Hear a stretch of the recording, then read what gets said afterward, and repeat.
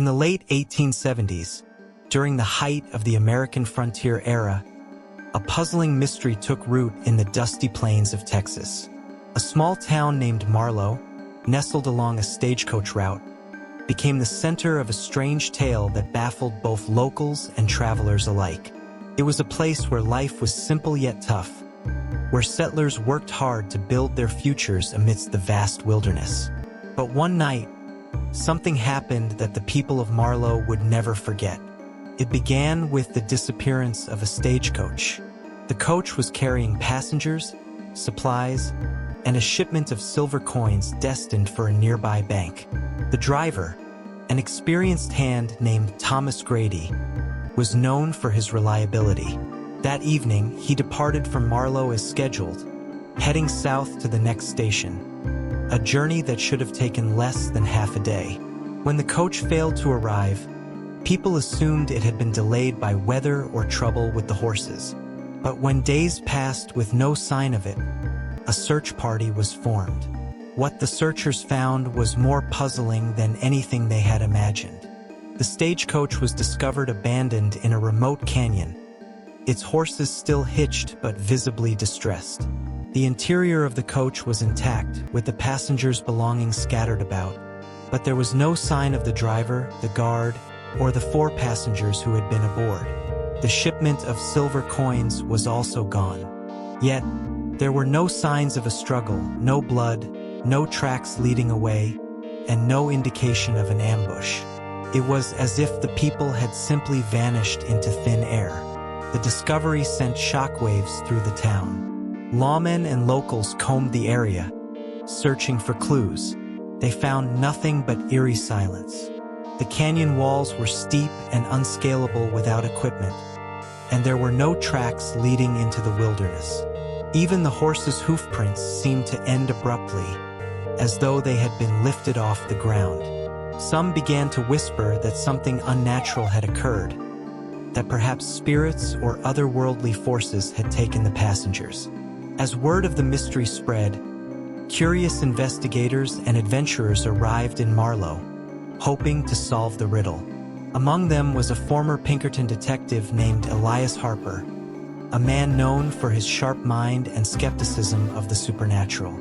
Harper spent weeks interviewing townsfolk, examining the stagecoach, and exploring the canyon.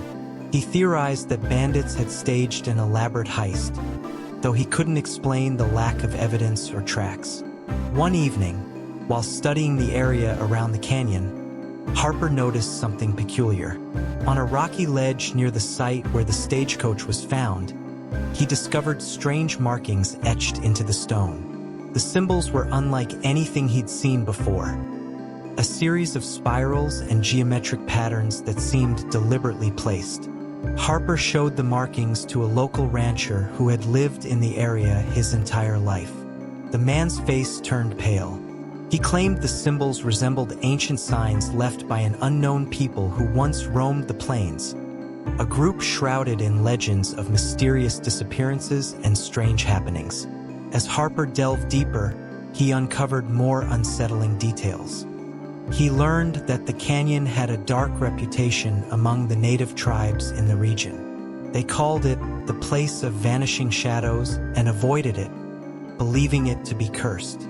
According to oral traditions, those who entered the canyon often never returned, taken by forces beyond human comprehension. Harper, though skeptical of such tales, couldn't deny the growing unease he felt the longer he stayed near the site. Months turned into years, and the mystery of the missing stagecoach remained unsolved. The town of Marlow moved on, but the story lingered in the minds of its residents. Travelers passing through often asked about the canyon, and locals would share the tale around campfires, each version growing more elaborate with time. Some claimed the canyon was a portal to another world, while others believed it was haunted by the ghosts of long-forgotten settlers.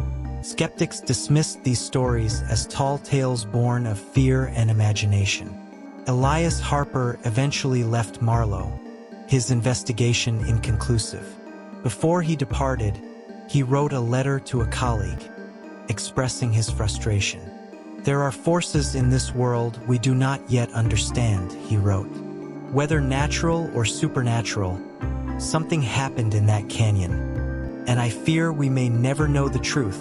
Harper's letter, later published in a small-town newspaper, only fueled speculation and ensured the story's place in frontier lore.